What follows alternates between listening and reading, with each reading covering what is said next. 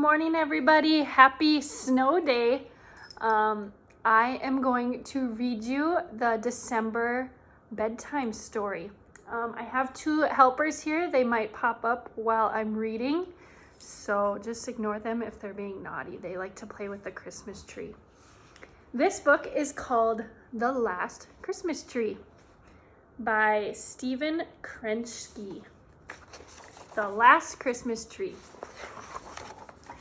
Almost exactly a month before Christmas, the trees arrived for the holiday.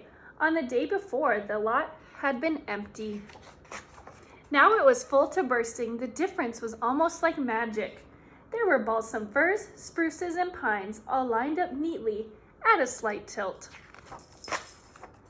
In the middle of one row, wedged between two bushier companions, one particular tree trembled with excitement. It was not very tall, and in truth, a bit hunched over, not to mention the branches that were missing here and there.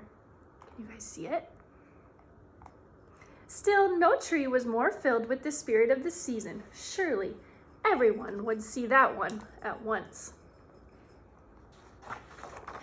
The little tree could hardly wait to get picked. What a moment that would be!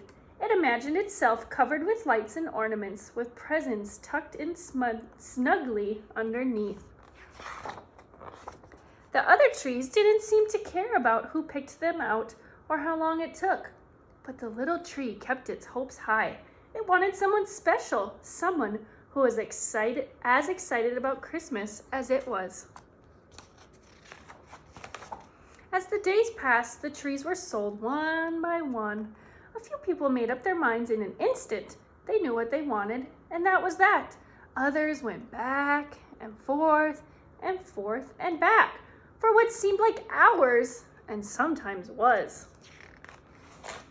One family pulled out the little tree for a closer look, but they were laughing meanly and shaking their heads the whole time. The little tree was secretly glad when they left it behind.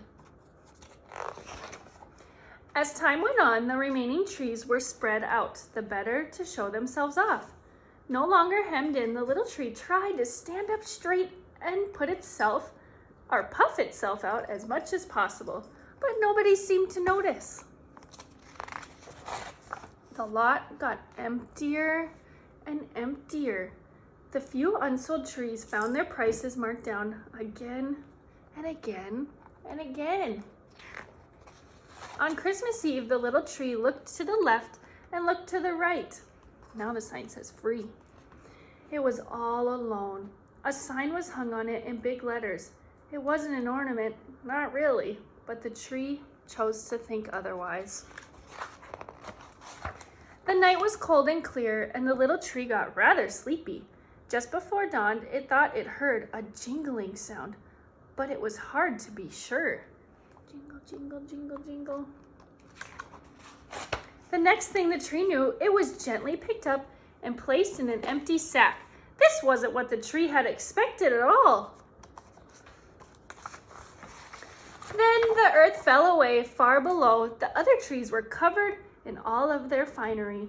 The little tree had no idea where it was going or how long the journey would take. But when it arrived at last,